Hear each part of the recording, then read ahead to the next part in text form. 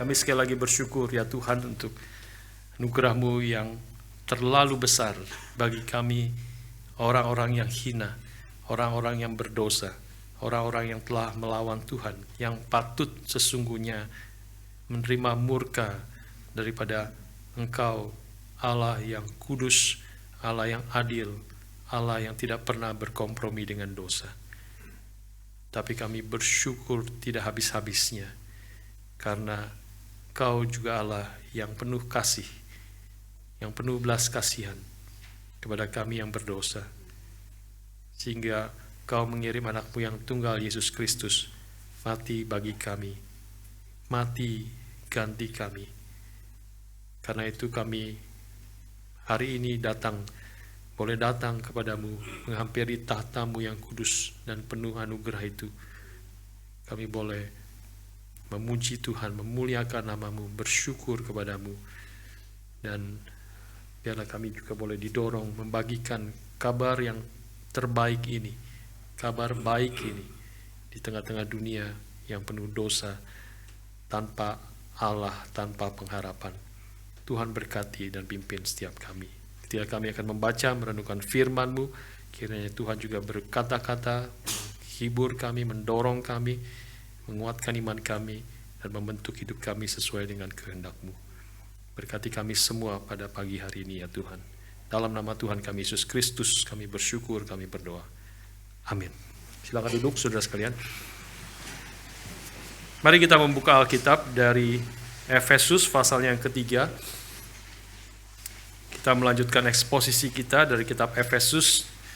Saya rasa juga sangat tepat mempersiapkan kita masuk ke dalam Jumat Agung dan Paskah pada minggu ini. Efesus pasal yang ketiga, saya akan bacakan bagi saudara beberapa ayat, dari ayat 10 sampai ayat yang ke-13. Efesus pasal yang ketiga, ayat 10 hingga ayat yang ke-13. Supaya sekarang oleh jemaat diberitahukan pelbagai ragam hikmat Allah kepada pemerintah-pemerintah dan penguasa-penguasa di sorga, sesuai dengan maksud abadi yang telah dilaksanakannya dalam Kristus Yesus Tuhan kita. Di dalam Dia kita beroleh keberanian dan jalan masuk kepada Allah dengan penuh kepercayaan oleh iman kita kepadanya. Sebab itu aku minta kepadamu supaya kamu jangan tawar hati melihat kesesakanku karena kamu, karena kesesakanku itu adalah kemuliaanmu. Saudara sekalian, di dalam buku cerita yang ditulis oleh C.S. Lewis, itu buku Narnia, di situ buku novel cerita banyak imajinasi, tetapi di belakang cerita itu banyak berdasarkan apa yang terjadi dalam Alkitab, kisah jalan daripada Injil itu boleh diberitakan di dalam cerita yang ditulis oleh C.S. Lewis ini, yang berbentuk novel dan imajinasi yang sangat kreatif. Di dalam bukunya yang pertama itu digambarkan bagaimana Susan dan Lucy, itu dua tokoh remaja, Lucy masih agak kecil, itu mereka begitu susah hati dan sedih menyaksikan Aslan itu yang menggambarkan Kristus, Aslan singa yang gagah perkasa itu. Ini mungkin sedikit dikecilin ya, ini bergema, suaranya bergema, kecilin sedikit ya. Oke. Bagaimana Aslan yang melambangkan akan Kristus itu akhirnya ditangkap dan dikerubuti oleh mob ya, yang dipimpin oleh White Witch itu, yang jahat itu. Kemudian dia diludahi, dipukul, dianiaya, segala macam, dihina-hina, dan dia diikat, dibawa ke satu tempat, satu bukit begitu, di mana ada batu besar di situ, dan dia kemudian diikat di situ.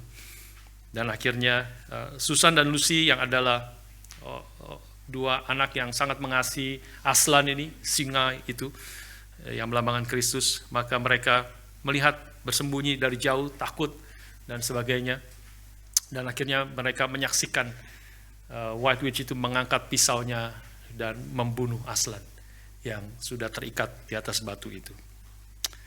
Maka pesta mereka selesai, mereka tertawa, mereka senang, mereka rasa menang karena Aslan, musuh terbesar mereka, itu sudah mati.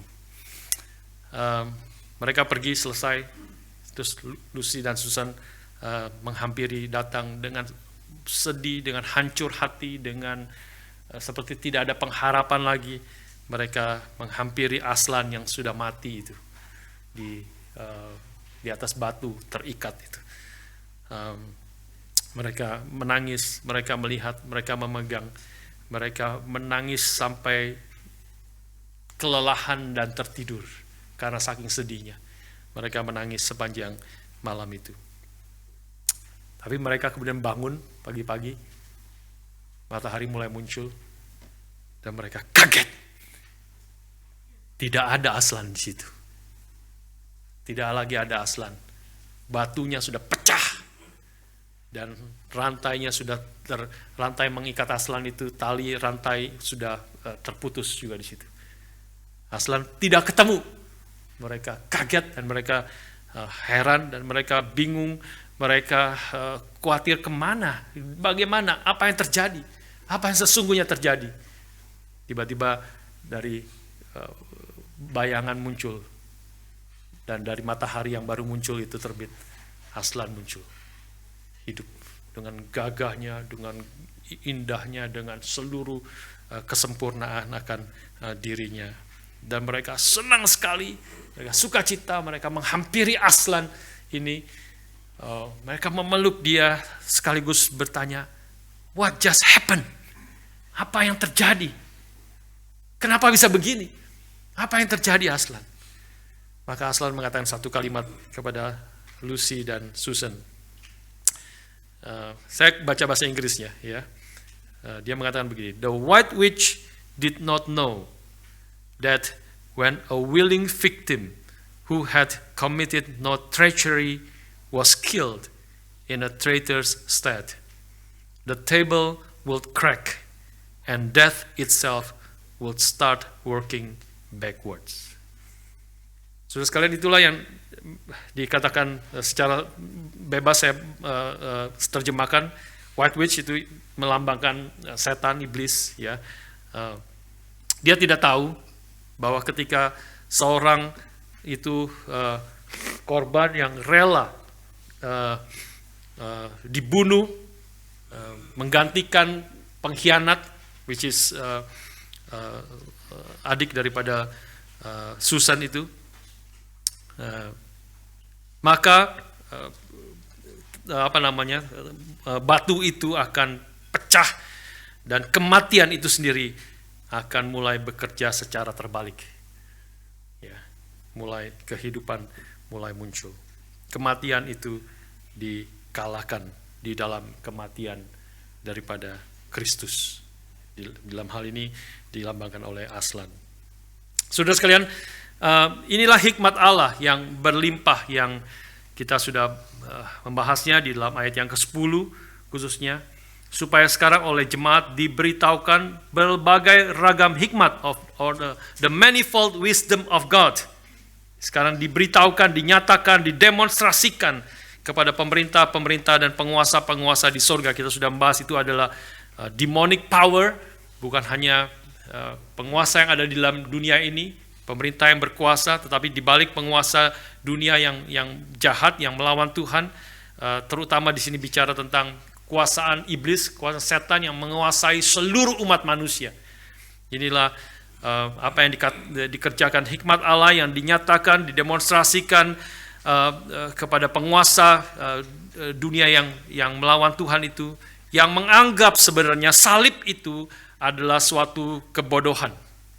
1 Korintus pasal 1 ayat 25 itu bicara tentang salib sebagai kebodohan, sebab yang bodoh dari Allah lebih besar hikmatnya daripada manusia, dan yang lemah dari Allah lebih kuat daripada manusia. Ayat-ayat sebelumnya mengatakan, menceritakan bahwa orang dunia ini, khususnya orang-orang Yahudi menghendaki tanda, dan orang Yunani mencari hikmat, tetapi kami memberitakan Kristus yang disalibkan, yang adalah satu kebodohan bagi orang-orang Yahudi, bagi orang-orang Yunani khususnya. Satu batu sandungan bagi orang Yahudi, satu kebodohan bagi orang-orang Yunani. Kenapa sebagai satu kebodohan? Karena Kristus menyatakan dia akan mengalahkan dosa, mengalahkan kuasa setan justru melalui kekalahannya.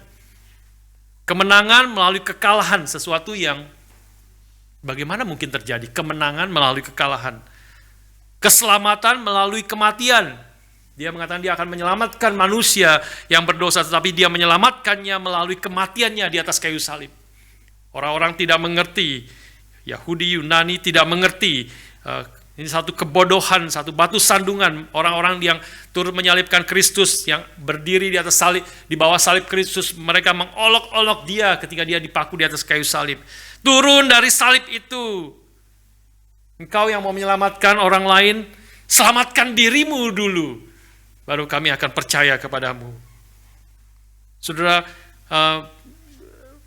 satu olok-olok, satu hal yang bagi dunia ini itu sesuatu kebodohan. Bagaimana engkau bisa menyelamatkan orang lain sedangkan engkau tidak bisa menyelamatkan dirimu sendiri?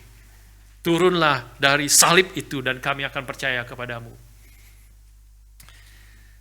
Tapi kita bersyukur justru Kristus tidak turun dari salib itu, karena kalau dia turun dari salib itu, maka kita tidak akan percaya kepada dia. Kita tidak ada kemungkinan percaya dan diselamatkan oleh dia. Karena justru kematiannya adalah kematian yang menyelamatkan kita. Justru melalui kematiannya, dia mematikan kematian itu sendiri. The death of death in the death of Christ. Kematiannya justru kematian yang menghancurkan kuasa dosa. Kematiannya justru yang akhirnya mengalahkan kuasa daripada setan yang mencengkeram hidup manusia. Dan itu dinyatakan melalui kebangkitannya yang akan kita rayakan di dalam hari Paskah. Kebangkitannya menegaskan bahwa apa yang dikerjakan di atas kayu salib, kematiannya bagi kita sekalian, memang betul dia telah menanggung dosa kita. Memang betul kematian itu dikalahkan dan dimatikan di atas kayu salib itu. Di dalam tulisan Paulus yang lain, maka dia mengatakan, oh maut, oh death, where is your sting? Oh kematian, di manakah kuasamu? Oh kematian, di manakah sengatmu? Maka kematian tidak bisa menjawab ketika ditantang, karena kematian itu sudah dikalahkan oleh Kristus melalui kematiannya dan kemudian kebangkitannya dari kematian itu. Saudara sekalian, dan ayat yang 10 melanjutkan pemikiran itu, mengatakan, menegaskan, kita minggu lalu sempat menyinggung secara singkat, bahwa sekarang hikmat Allah yang tak terduga itu, yang begitu kaya, the manifold wisdom of God itu sekarang dinyatakan melalui gerejanya.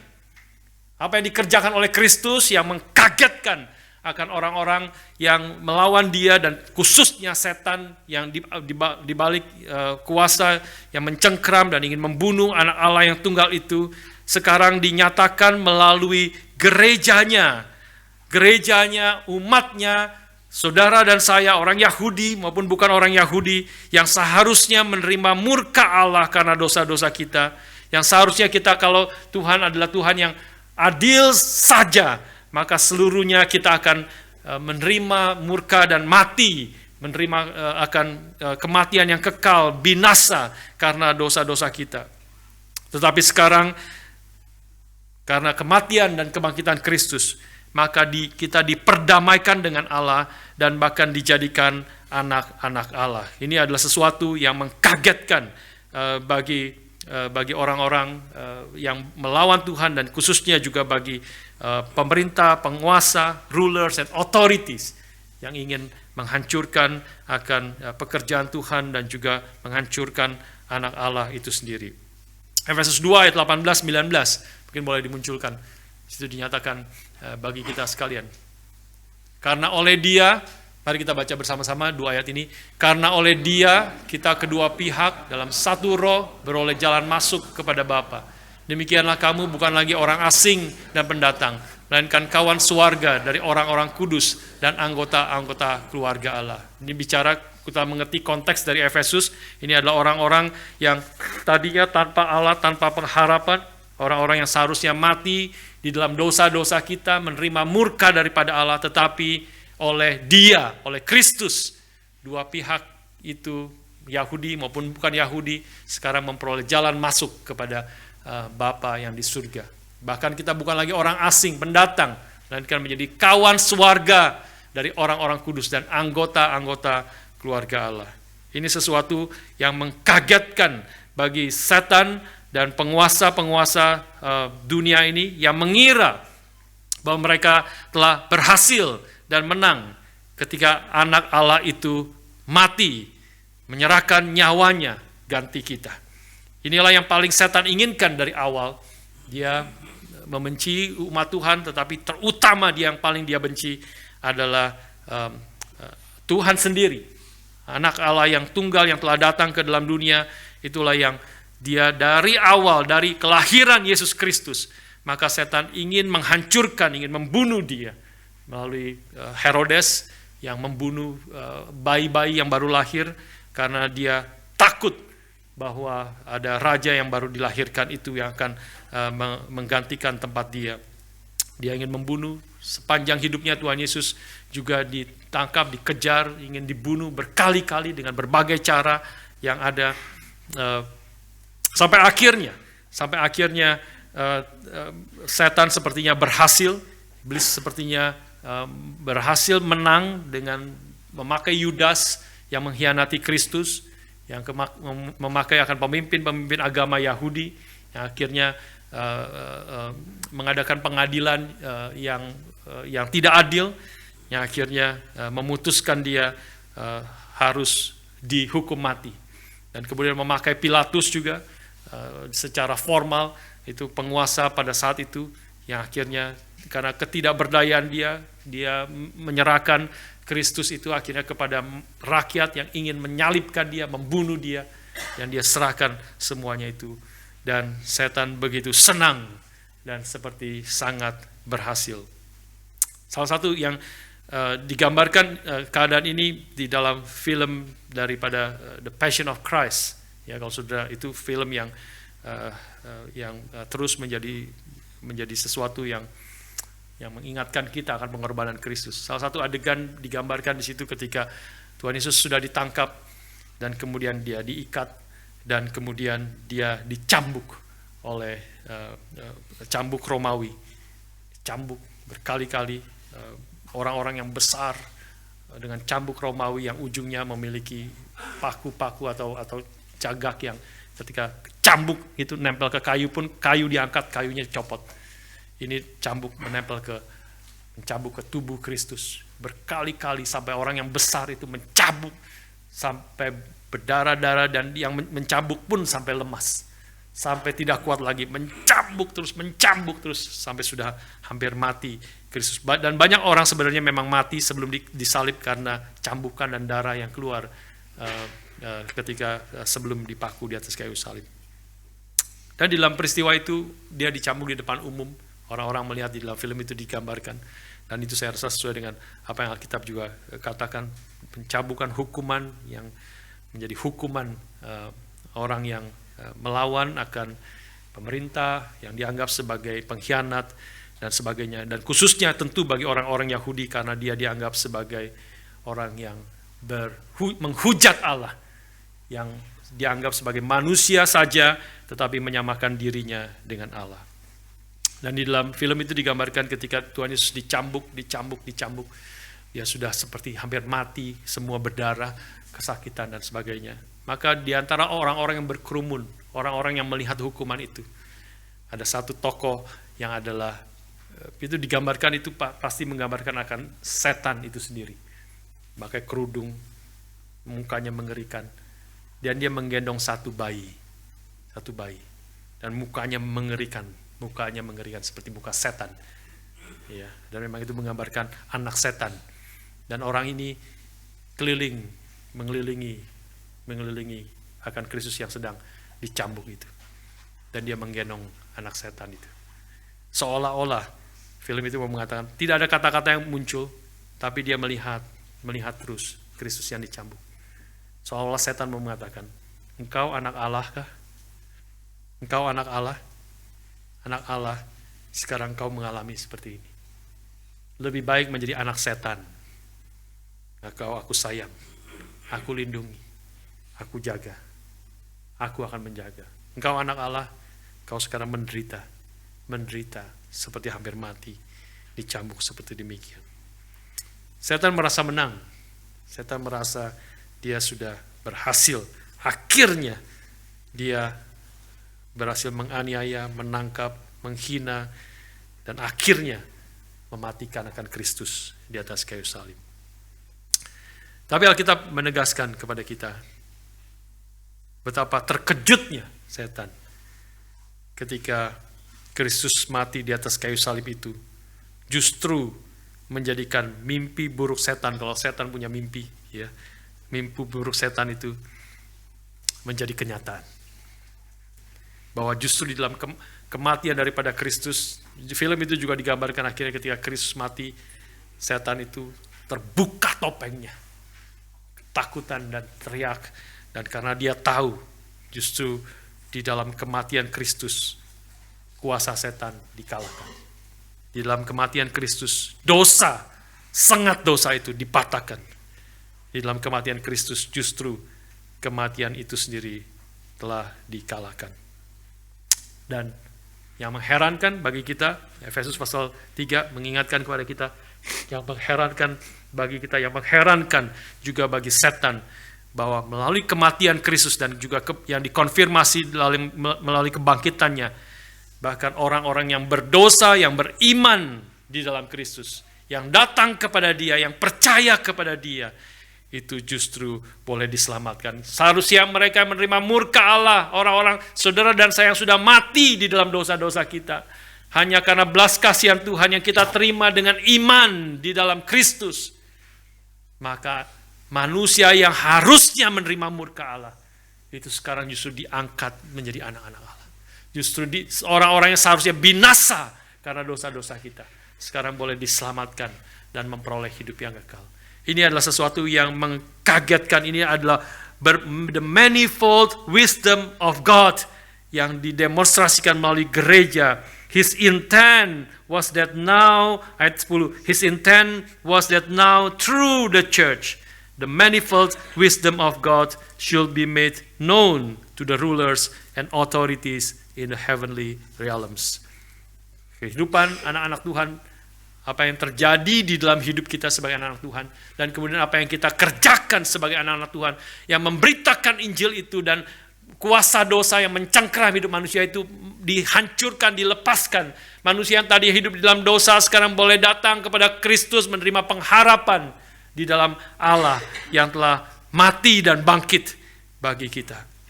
Saudara sekalian, dan ini adalah sesuatu yang boleh membawa kita kembali menyadari berapa berharganya, berapa mengherankannya, berapa ajaibnya pekerjaan Tuhan di dalam hidup kita, dan juga berapa berharganya apa yang Tuhan kerjakan bagi kita.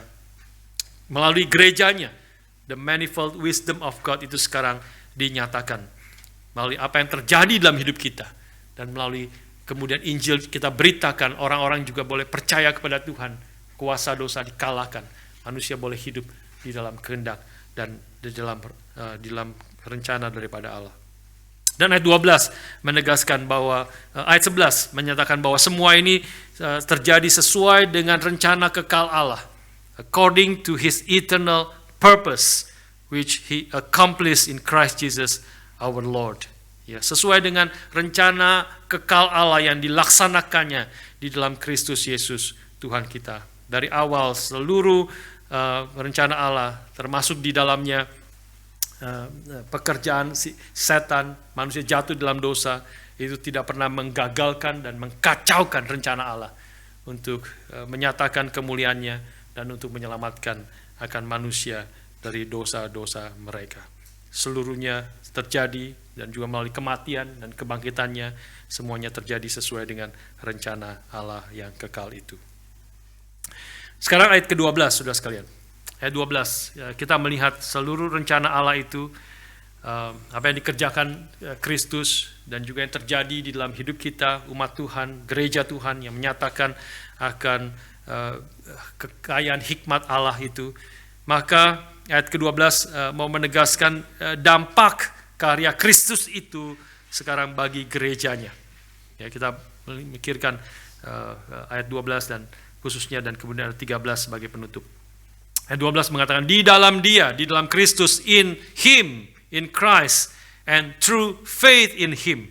Ya, dan melalui iman di dalam Kristus kita beroleh keberanian dan jalan masuk kepada Allah dengan penuh kepercayaan.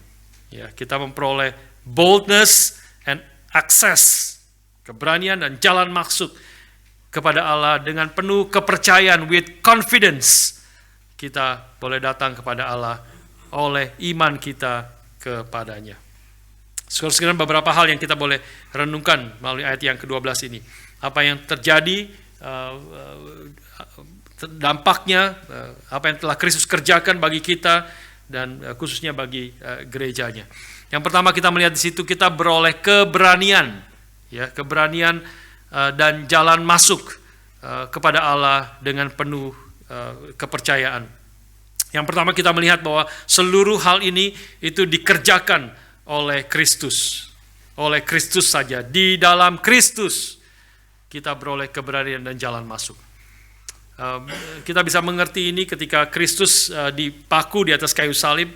Maka ketika Kristus mati bagi kita di dalam kitab Injil, maka digambarkan di situ tabir bait suci yang beratnya kira-kira 30 ton.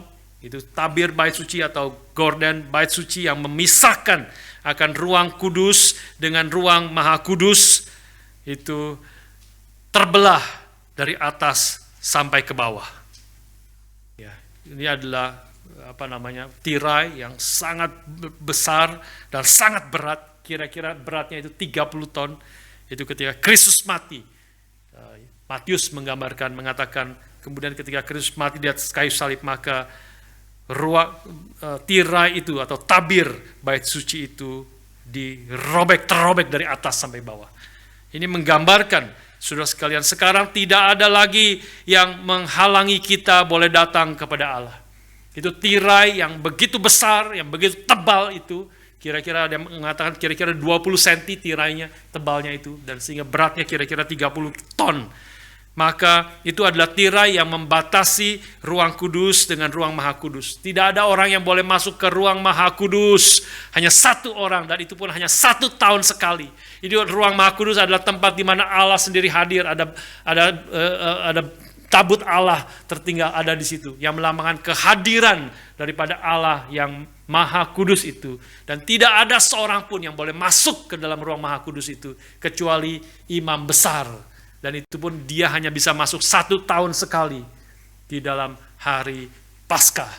Dia membawa akan darah. Dia mempersembahkan di dalam Passover itu, di dalam yang disebut sebagai the Day of Atonement, hari penebusan itu. Dia masuk 1 tahun sekali membawa darah kambing dan domba masuk ke dalam ruang Maha Kudus. Dan kemudian memercikkan darahnya di atas tabut Allah itu. Saudara sekalian, tidak ada yang boleh masuk kecuali imam besar itu 1 tahun sekali, yang melambangkan akan korban yang telah dikerjakan di dalam perjanjian lama oleh darah kambing atau darah domba yang menjadi penebusan bagi umat manusia, bagi bangsa Israel khususnya pada waktu itu. Tapi kitab Ibrani menegaskan, mengingatkan kepada kita bahwa Yesus Kristus adalah imam besar yang agung itu. Dia satu-satunya imam besar yang agung, the great high priest, yang datang ke dalam dunia, yang melalui kematiannya, melalui darah yang dicurahkan di atas kayu salib. Dia adalah imam besar yang agung itu, yang masuk ke dalam ruang Maha Kudus, bukan membawa darah kambing ataupun domba, ataupun binatang, ataupun darah apapun, tetapi dia membawa darahnya sendiri. Masuk ke dalam ruang Maha Kudus itu, dan mencurahkan darahnya bagi pengampunan dosa setiap orang yang percaya kepadanya. Sehingga ketika Kristus mati di atas kayu salib, maka sekarang akses itu dibuka. Tidak ada lagi tirai yang memisahkan manusia berdosa dengan Allah yang Maha Kudus. Satu-satunya jalan masuk adalah melalui Kristus, imam besar yang agung itu, yang telah mencurahkan darahnya bagi kita, yang tubuhnya diserahkan bagi kita ketika dia mati di atas kayu salib. Sehingga kita boleh datang kepada Allah. Kita boleh dengan berani dan dengan penuh kepercayaan menerima jalan masuk, ya, akses kepada Allah yang kudus dan yang penuh keadilan itu. Kita bersyukur dan itu seluruhnya dicapai oleh Kristus itu sendiri. Dan tetapi yang kedua, kita boleh melihat bahwa apa yang dikerjakan oleh Kristus, yang telah dicapai oleh Kristus itu tidak berlaku bagi semua orang. Tidak semua orang memiliki keberanian dan jalan masuk kepada Allah. Tidak semua orang. Tetapi hanya mereka yang percaya atau di dalam Kristus atau beriman di dalam Kristus. Ya, ayat 12 mengatakan sekali lagi, di dalam Dia kita beroleh keberanian dan jalan masuk kepada Allah dengan penuh kepercayaan oleh iman kita kepadanya. Ya. Hanya orang-orang yang beriman di dalam Kristus, through faith in Christ, we can come to Him. We have access and boldness to come before the righteous God. Hanya mereka yang beriman di dalam Kristus. Iman di dalam Kristus adalah satu-satunya sarana. Ya, Kristus yang telah menggenapi, membuka jalan itu. Tetapi bagi kita, bagaimana kita boleh menerima jalan masuk, menerima anugerah Allah itu, kita harus beriman. Penting sekali iman. Tidak ada orang yang diselamatkan tanpa iman di dalam Kristus. Kita perlu beriman, perlu datang kepada Tuhan, percaya penuh kepada Dia, sehingga kita boleh menerima semua manfaat yang dikerjakan Kristus bagi kita. Iman adalah satu-satunya sarana, bukan perbuatan baik kita. Tidak ada perbuatan baik kita yang bisa kita bawa kepada Tuhan supaya kita boleh layak dan diterima oleh Allah yang kudus itu. Kita adalah orang-orang yang telah berdosa. Yeremia mengatakan perbuatan baik kita itu seperti kain kotor di hadapan Allah. Karena masalah kita bukan pertama-tama perbuatan kita, tetapi diri kita yang berdosa. Maka diri yang berdosa atau pohonnya yang sudah rusak, maka seluruh buah dan perbuatan kita adalah seperti kain kotor di hadapan Tuhan. Maka kita datang juga bukan dengan segala pengorbanan kita, segala ketaatan kita. Tidak ada pengorbanan ketaatan kita yang bisa cukup untuk membawa kita boleh layak di hadapan Tuhan. Semua itu adalah yang diajarkan oleh agama-agama di dalam dunia ini. Dengan perbuatan kita, dengan pengorbanan kita, dengan sedekah yang kita berikan, maka kita mudah-mudahan, itu pun masih mudah-mudahan, mudah-mudahan kita boleh diterima oleh Allah. Tetapi Alkitab dengan tegas menyatakan, tidak ada perbuatan baik apapun, tidak ada pengorbanan apapun, tidak ada puasa, sedekah apapun yang kau bisa kerjakan supaya engkau boleh diterima oleh Tuhan, sehingga engkau boleh datang menghampiri Tuhan dengan berani dan penuh kepercayaan datang kepada Dia. Kita satu-satunya jalan kita boleh beroleh keberanian dan jalan masuk kepada Allah dan dengan penuh keyakinan dan kepercayaan adalah melalui iman kita kepadanya. Iman berarti kita percaya, iman kita berarti bergantung kepada Tuhan, hanya berharap kepada Tuhan dan belas kasihan Tuhan. Seperti pemungut cukai yang datang kepada Allah dan berdoa, dan dia tidak menyombongkan apapun, karena dia tahu tidak ada apapun yang dia bisa kerjakan untuk boleh dia diterima oleh Tuhan. Dia hanya memohon belas kasihan Tuhan. Dia memukul dirinya dan berseru, "Have mercy on me, O Lord, for I am a sinner." Berbelas kasihanlah Tuhan kepadaku, karena aku adalah orang berdosa. Dan Tuhan Yesus mengatakan orang yang seperti ini yang datang, menyadari kebangkrutannya, menyadari hanya murka Allah yang layak dia terima karena dosa-dosanya, maka dia hanya bergantung kepada Tuhan, minta belas kasihan Tuhan, dan percaya kepada Kristus. Tahu, sadar, satu-satunya jalan yang boleh menyelamatkan dia adalah imannya kepada Kristus, karena Kristus yang telah mati itu. Dia satu-satunya mediator antara manusia dengan Allah. Dialah, tidak ada mediator yang lain. Hanya Kristus satu-satunya mediator. Sehingga kita boleh datang kepada Allah, memiliki akses dengan penuh keberanian. Datang dan memohon belas kasihan Tuhan, dan kita boleh diselamatkan. Saudara sekalian, iman juga berarti kita dipersatukan dengan kematian Kristus. Faith in Christ berarti kita dipersatukan dengan kematian Kristus, sehingga kita yang beriman di dalam Kristus, hidup kita bukan kita lagi, tetapi Kristus yang hidup di dalam kita. Inilah yang dikatakan Galatia 2 ayat ke-20 yang boleh dimunculkan. Ini agak berbeda Inggrisnya Galatia 2 ayat 20 dimulai dengan kalimat dari Galatia 2 ayat 19b sebenarnya. Ya, di dalam bahasa Inggrisnya. I have been crucified with Christ. Itu sebenarnya kalimat pertama di dalam bahasa Inggrisnya. Aku telah disalibkan bersama-sama dengan Kristus. Paulus mengatakan. Artinya aku telah disalibkan bersama Kristus, aku telah mati di dalam kematian Kristus. Bagaimana aku bisa mati juga di dalam kematian Kristus? Bukankah Paulus masih belum percaya, dia masih hidup, dia masih menjadi penganiaya orang-orang Kristen ketika Kristus mati di atas kayu salib? Bagaimana dia mati juga disalibkan bersama dengan Kristus? Artinya adalah Kristus atau Paulus disalibkan, mati bersama-sama dengan Kristus melalui imannya di dalam Kristus yang mempersatukan dia dengan Kristus secara misterius atau secara mistikal. Aku telah disalibkan bersama-sama dengan Kristus. Artinya aku telah mati bersama-sama dengan Kristus. Di dalam kematian Kristus, manusia lamaku, manusia yang berdosa, manusia yang seharusnya menerima murka Allah, juga turut mati bersama-sama dengan Kristus. Sudah mati, namun aku hidup.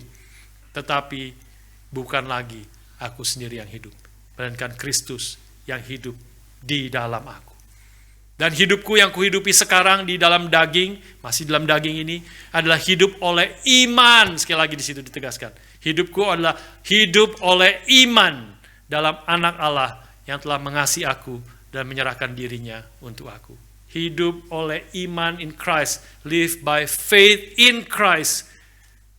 Melalui iman kita disalibkan. Manusia lama kita, manusia berdosa kita disalibkan bersama-sama dengan Kristus. Dan melalui iman kita juga dipersatukan dengan Kristus di dalam kebangkitannya.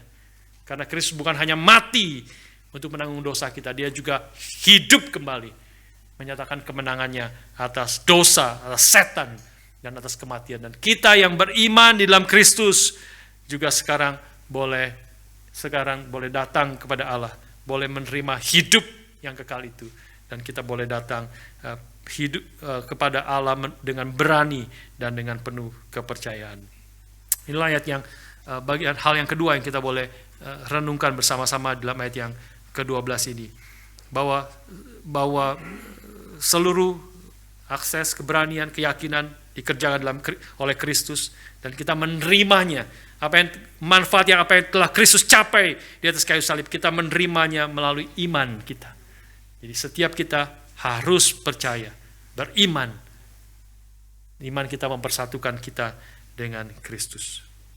Dan yang ketiga, manfaatnya adalah kita menerima keberanian dan jalan masuk.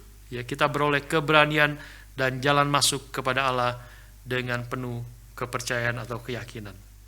Apa artinya keberanian dan jalan masuk? Kita bisa melihat ini pertama dari Ibrani pasal 4 ayat 15-16.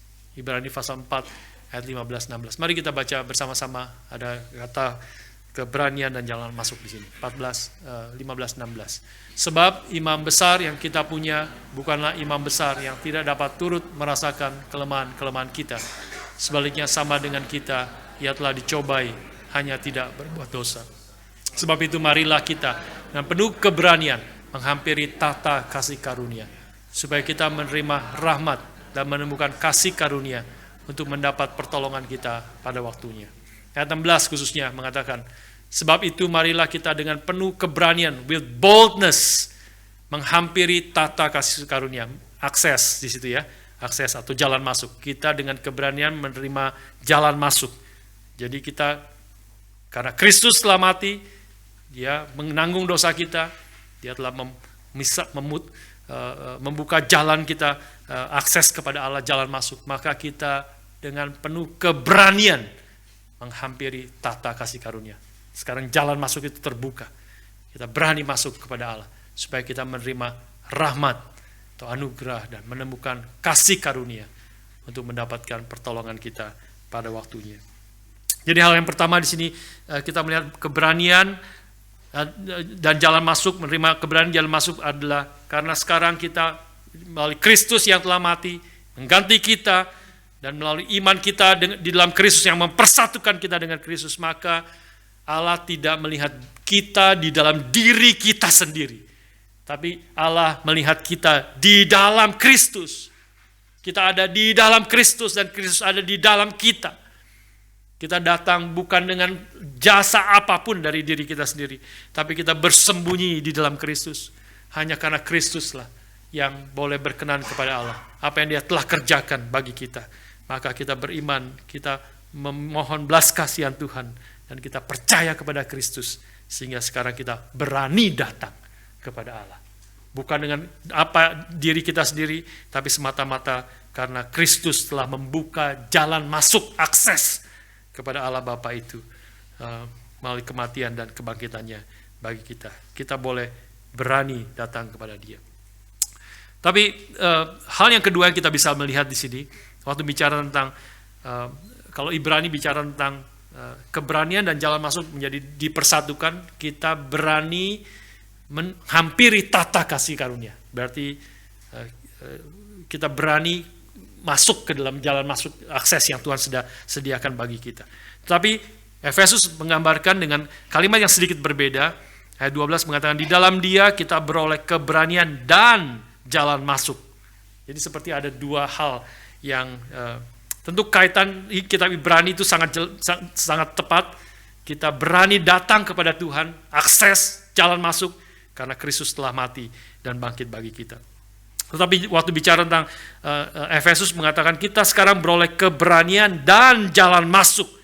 Artinya juga kita juga boleh mengerti bahwa keberanian ini berbicara bukan hanya bicara kita berani menghampiri tahta Tuhan yang kudus itu, tetapi kita juga boleh berani menghadapi segala tantangan hidup di dalam dunia ini. Di dalam Kristus kita memiliki keberanian itu. Kita berani menghadapi segala kesulitan-kesulitan di dalam dunia ini. Ancaman yang terjadi ketika kita hidup sesuai dengan kehendak Tuhan. Nanti dalam pasal ayat 13 Paulus menjelaskan itulah yang terjadi kepada dirinya. Dia mengalami segala kesulitan, penderitaan, bahkan dia ada di dalam penjara karena nama Kristus itu. Tetapi dia memiliki keberanian itu. Menghadapi segala tantangan, kesulitan, ancaman, penderitaan, sakit, aniaya, bahkan kematian sekalipun. Karena kita tahu semua itu tidak ada yang dapat memisahkan kita dari kasih Allah di dalam Kristus.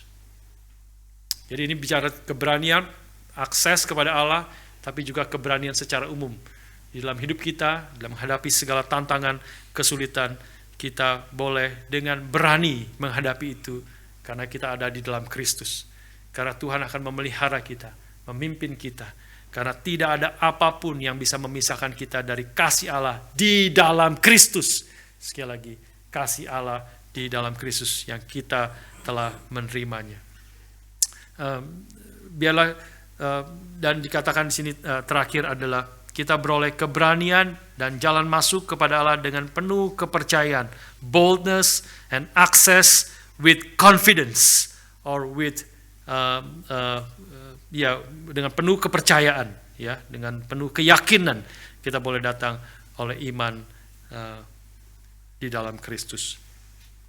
Ini kita perlu minta Tuhan, kalau kita ada di antara kita yang masih ragu, masih bergumul tentang kepercayaan, tentang iman kita, tentang keselamatan kita, biarlah kita minta kepada Tuhan supaya Tuhan memberikan kita kekuatan, memberikan kita keyakinan, ya, with confidence datang kepada Allah. Tetapi keyakinan bukan di dalam diri kita sendiri, tapi hanya di dalam Kristus yang telah mati dan bangkit bagi kita. percaya, bergantung sepenuhnya kepada Dia. Dan terakhir, ayat yang ke-13. Ayat ke-13. Paulus kemudian menyatakan, sebab itu aku minta kepadamu, kepada jemaat di Efesus, yang dimana dia menulis suratnya, supaya kamu jangan tawar hati melihat kesesakanku, karena kesesakanku itu adalah kemuliaanmu. Maka saudara sekalian, ini boleh dikatakan sebagai penutup daripada satu perikop ini, pasal 3 ayat 1 sampai ke 13, dan ini menjadi kesimpulannya waktu Paulus mengatakan, sebab itu aku minta kepadamu, therefore, I ask you therefore, maka ini menjadi seperti kesimpulan. Apa yang Paulus sedang katakan di sini? Ya, kalau saudara mengingat akan khotbah-khotbah sebelumnya, maka kita mengetahui ini adalah dalam konteks Paulus sedang menjelaskan dari mulai ayat yang pertama, ya, ayat yang pertama pasal yang ketiga, maka Paulus di situ mengatakan, itulah sebabnya aku ini Paulus, orang yang dipenjarakan karena Kristus Yesus, untuk kamu orang-orang yang tidak mengenal Allah. Ya, orang-orang Efesus yang orang bukan Yahudi, orang yang tidak mengenal Allah. Paulus kemudian yang lalu saya katakan dia berhenti di situ, ya, ayat yang kedua ada tanda strip di situ. Sepertinya dia waktu mengatakan, mulai menulis ayat yang pertama, dia berpikir dia harus menjelaskan akan ayat yang pertama ini, ya, supaya orang-orang yang menerima surat ini, jemaat Efesus, tidak menjadi tawar hati. Kenapa tawar hati? Karena Paulus mengatakan, aku ini Paulus, orang yang dipenjarakan karena Kristus Yesus untuk kamu. Jadi Paulus waktu menulis itu dia ada di dalam penjara, dan Paulus mengatakan dia ada di dalam penjara untuk orang-orang di Efesus. Maka dia rasa dia perlu menjelaskan supaya mereka tidak tawar hati, karena kami, Paulus ada di dalam penjara, dia mengalami penderitaan. Maka Paulus perlu menjelaskan, dan penjelasan itu ada dari ayat kedua sampai ayat ke-12. Sehingga ayat yang ke-13 penutup ini dia mengatakan, sebab itu aku minta kepadamu supaya kamu jangan tawar hati melihat kesesakan dia di dalam penjara karena kamu. Ya, sekali lagi muncul itu kesesakan karena jemaat di Efesus, karena kesesakanku itu adalah kemuliaanmu. Maka ayat 12 sampai ayat 2 sampai ayat 12 saya singkat mengulang akan apa yang telah dikatakan di dalam ayat yang kedua sampai ayat yang ke-12, yang disimpulkan supaya jemaat di Efesus tidak tawar hati tentang apa yang telah terjadi, yang sedang terjadi di dalam hidup Paulus yang ada di dalam penjara karena mereka. Secara singkat ayat 2 sampai 12 boleh disimpulkan seperti demikian, bahwa Paulus ada di dalam penjara karena panggilan Tuhan kepadanya. Ya. Dan ini adalah, Paulus menegaskan, ini adalah kasih karunia yang besar dari Allah kepada Paulus. Karena Tuhan telah menyatakan rahasia Kristus kepadanya, yang dibukakan kepada Paulus. Paulus kemudian menuliskan akan rahasia itu, dan dia memberitakan berita Injil, penderitaan Kristus, kematian Kristus, dan juga kebangkitannya. Dia memberitakan akan rahasia Kristus itu kepada orang-orang, khususnya bagi orang-orang bukan Yahudi. Artinya adalah ketika dia memberitakan Injil itu, artinya dia akan menderita. Dia akan mengalami penderitaan karena dunia ini sudah berdosa, dunia melawan Allah, tidak mengenal Allah, maka akan ada penderitaan ketika Paulus memberitakan akan Injil Yesus Kristus. Tetapi Tuhan memberikan kuasa kepada Paulus untuk memberitakan kekayaan Kristus yang tak terduga ini. Dia tetap memberitakan meskipun ada kesulitan, ada penderitaan, karena ini adalah kekayaan Kristus yang tak terduga, the unsearchable riches of Christ, yang perlu diberitakan, yang bukan hanya membawa kabar baik untuk mempermuliakan Tuhan, tetapi juga satu kabar baik yang akan memuaskan jiwa kita selamanya. Ini adalah the unsearchable riches of Christ, sehingga orang-orang bukan Yahudi, Gentiles, ya, Efesus, kebanyakan orang-orang Gentiles, termasuk kita berarti, boleh menerima warisan anak-anak Allah, bahkan menjadi satu tubuh dengan orang-orang Yahudi di dalam Kristus. Dan ini adalah sesuatu yang ajaib, yang mencengangkan, bahkan bagi rulers and authority in heavenly places. Inilah yang terjadi dalam hidup Paulus. Paulus menjelaskan itu di dalam ayat 2 sampai 12 dan kemudian dia menyimpulkan di sini, sebab itu I ask you therefore not to be discouraged, not to lose heart because of my sufferings for you, which are your glory.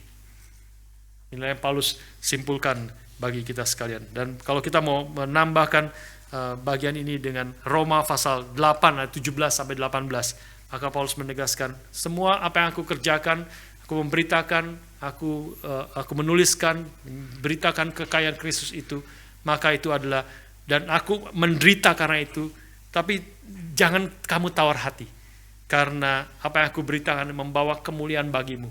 Ketika kau percaya, beriman kepada Kristus, gereja Tuhan menyatakan kemuliaan daripada Kristus. Dan bukan hanya kemuliaanmu yang akan terjadi, tapi juga itu adalah kemuliaanku juga. Yang ini dikatakan Roma 8, 17-18. Mari kita baca bersama-sama ayat yang terakhir ini. Dan jika kita adalah anak, maka kita juga adalah ahli waris.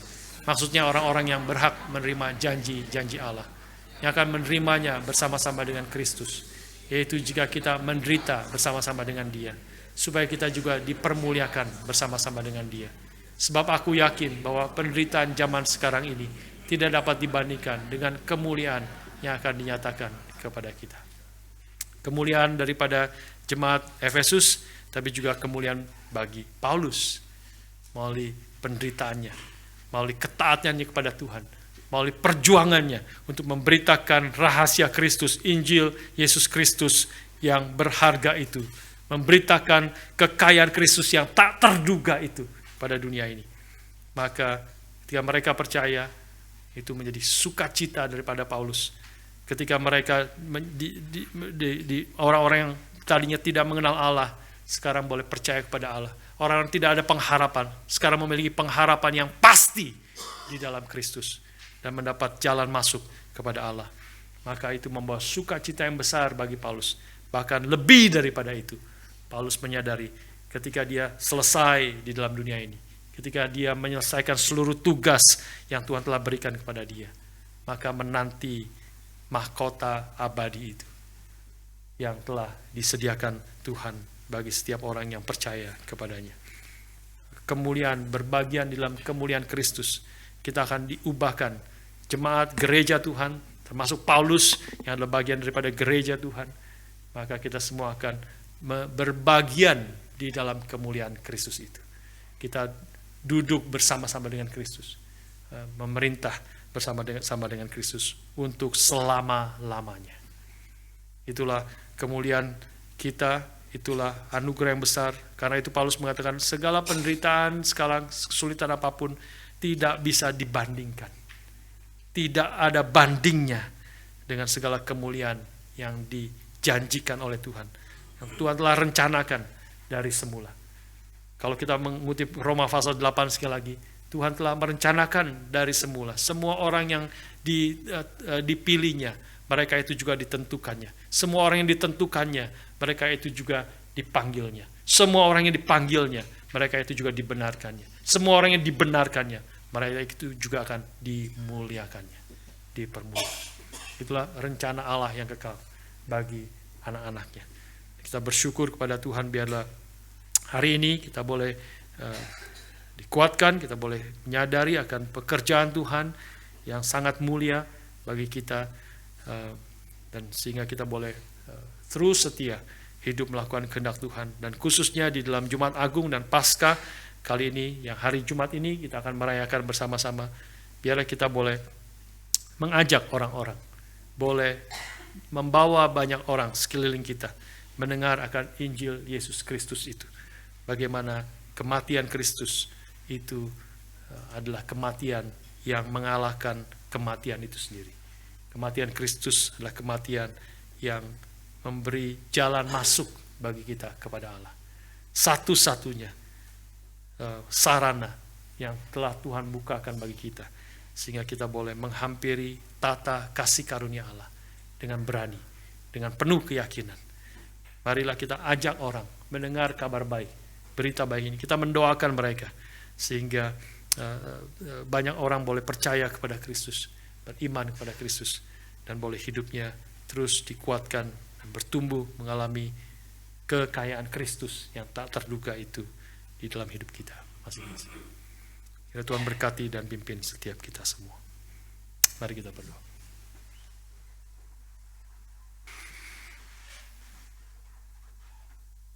Bapa, terima kasih.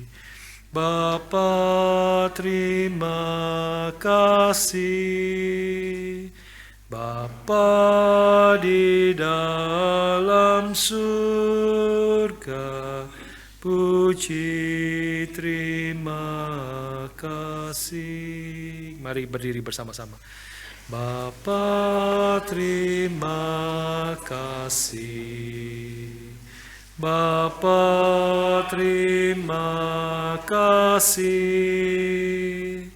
Bapa di dalam surga, puji terima kasih.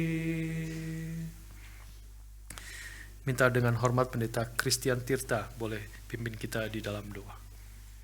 Bapa dalam surga, terima kasih Engkau mengingatkan kami pagi hari ini bahwa Engkau telah mempersatukan kami dengan anak-Mu. Sehingga melalui persatuan itu kami punya keberanian dan akses yang leluasa dan bebas berdasarkan anugerah-Mu yang besar itu. Terima kasih juga Engkau mempersatukan kami bukan saja dengan Engkau tetapi juga dengan satu sama lain. Sehingga sebagai gereja Tuhan, kami boleh saling melayani dan menjadi wajah dan tangan dan mulut dan kaki Kristus bagi dunia ini. Kami berdoa Bapa, kiranya firman hari ini boleh mengingatkan kami akan pengorbanan dan kebangkitan Kristus yang sebentar akan kami rayakan di minggu akan datang. Demi Tuhan Yesus kami berdoa. Amin. Amin.